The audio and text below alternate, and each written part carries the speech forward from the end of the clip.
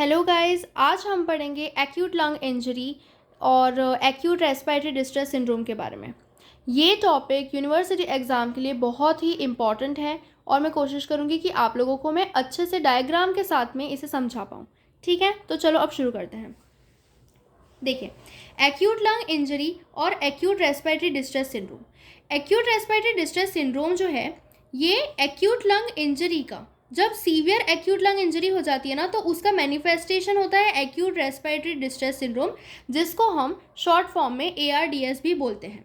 ठीक है, अब इसमें क्या होता है, जो हमें दिखेगा क्या होगा, इसमें अब्रप्ट ऑनसेट ऑफ हाइपोक्सेमिया होगा and bilateral pulmonary edema in absence of cardiac failure. ठीक है, हमें अगर डेफिनेशन लिखनी है तो हम इस तरीके से लिखेंगे कि abrupt onset of hypoxemia and bilateral pulmonary edema in absence of cardiac failure. मतलब यहाँ क्या हो रहा है, देखो हाइपोक्सेमिया का क्या मतलब है कि ऑक्सीजन जो है उसकी ब्लड में कमी हो जाएगी, लो ऑक्सीजन लेवल इन ब्लड। ठीक है, और साथ में हमें बायलेटरल पल्मोनरी इडिमा मिलेगा इन the absence of cardiac failure. देखो नॉर्मली जो पल्मोनरी इडिमा है वो हमें देखने को मिलता है लेफ्ट साइडेड कार्डियक फेलियर में। क्यों?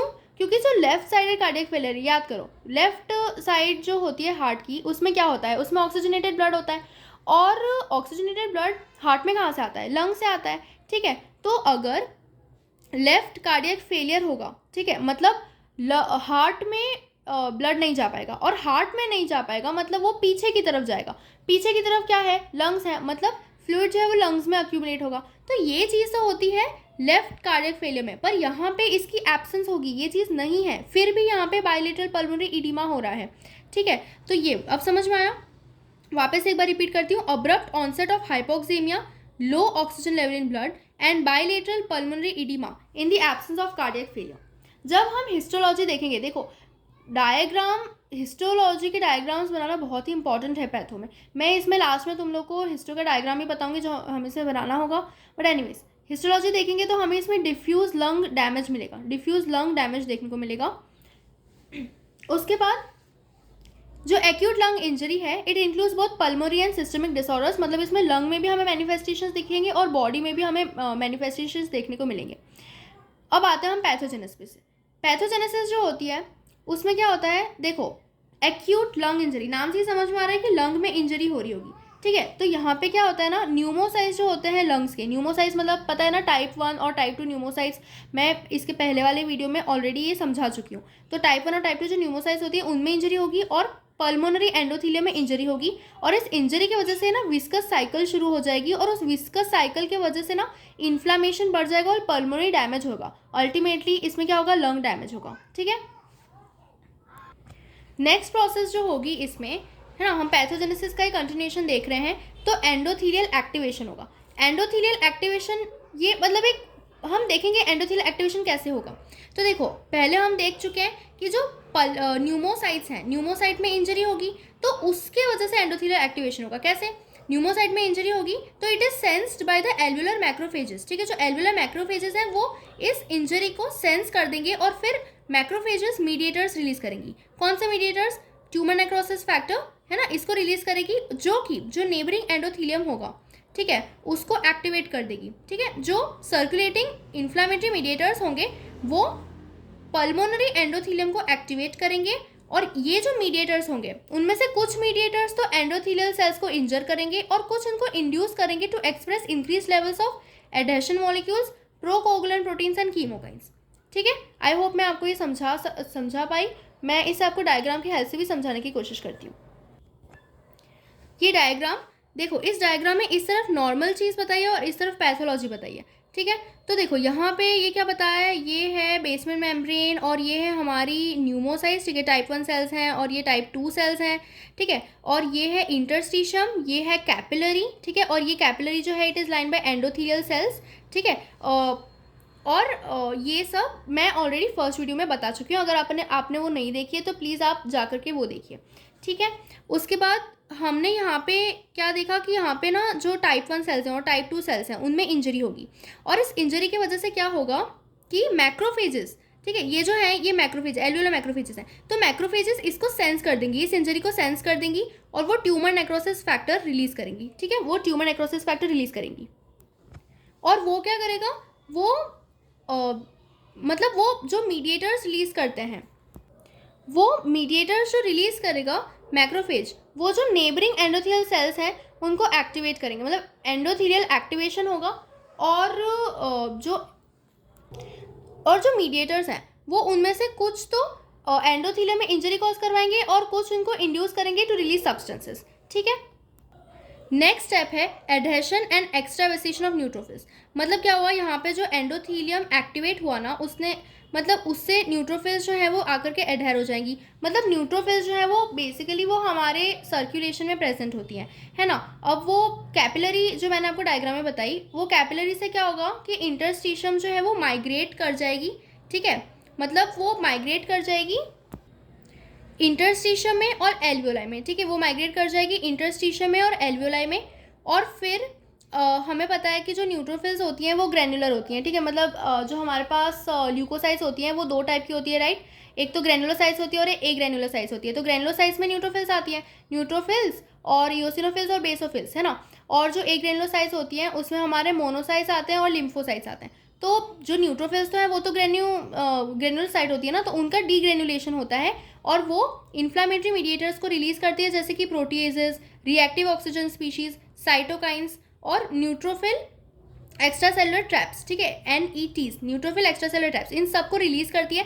और ये ऑब्वियसली हमें पता है, देखो रॉस का तो पता ही है, जो रिएक्टिव ऑक्सीजन स्पीशीज होते हैं वो लंग इंजरी और डैमेज करवाते हैं, और ये एक बेसिकली विशियस साइकिल शुरू हो जाती है। आप इस डायग्राम में भी देख सकते हैं कि ये एंडोथेलियम है, यहाँ पे न्यूट्रोफिल थी, न्यूट्रोफिल जो है वो माइग्रेट कर गई और फिर उसने रिएक्टिव ऑक्सीजन स्पीशीज, साइटोकाइंस और प्रोटीएसेस को रिलीज कर दिया। ठीक है, और उसके वजह से फर्दर लंग इंजरी हुई। नेक्स्ट स्टेप होती है accumulation of intraalveolar fluid and formation of hyaline membrane. ठीक है, अब इसमें क्या हुआ, देखो हमने देखा कि इंजरी हुई।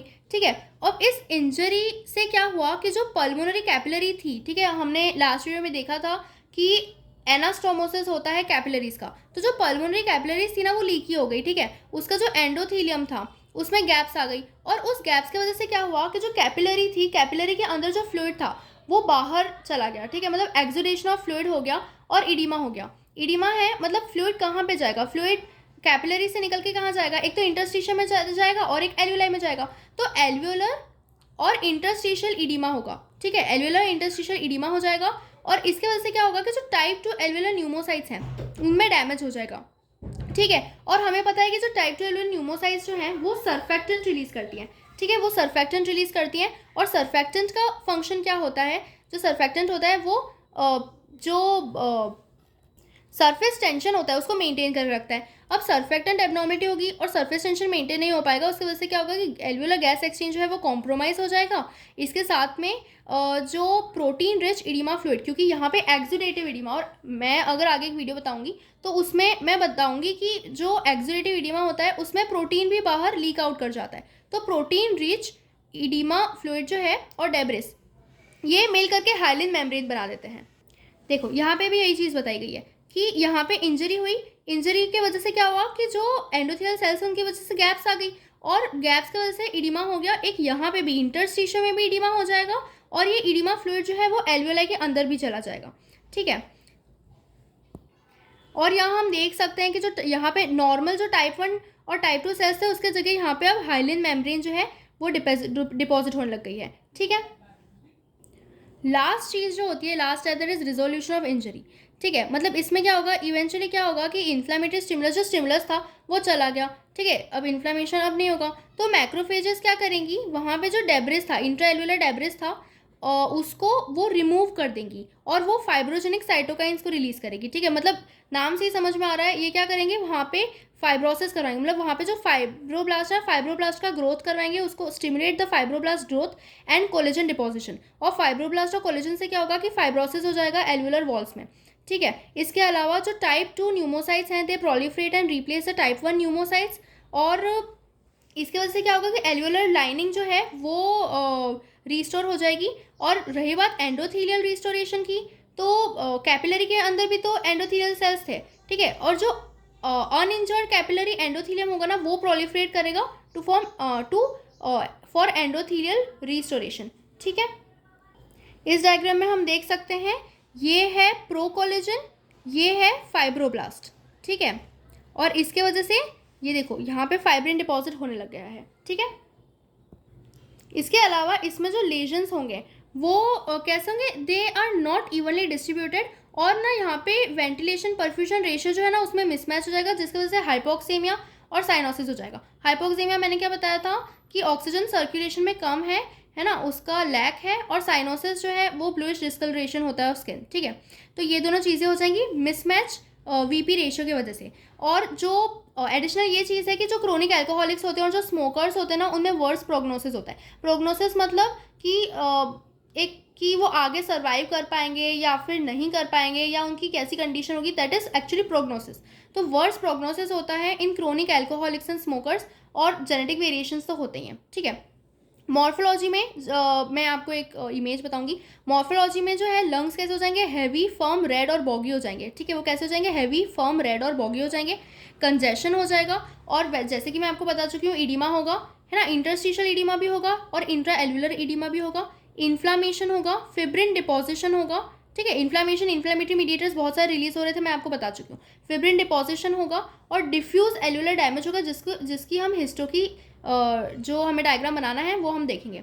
इसके अलावा एल्वुलर वॉल्स जो हैं they are line by hyaline membrane. ये सारी चीज़ें हम देख चुके हैं, यही चीज़ें आपको मॉर्फोलॉजी में लिखनी है। क्लिनिकल फीचर्स बहुत इंपॉर्टेंट होते हैं।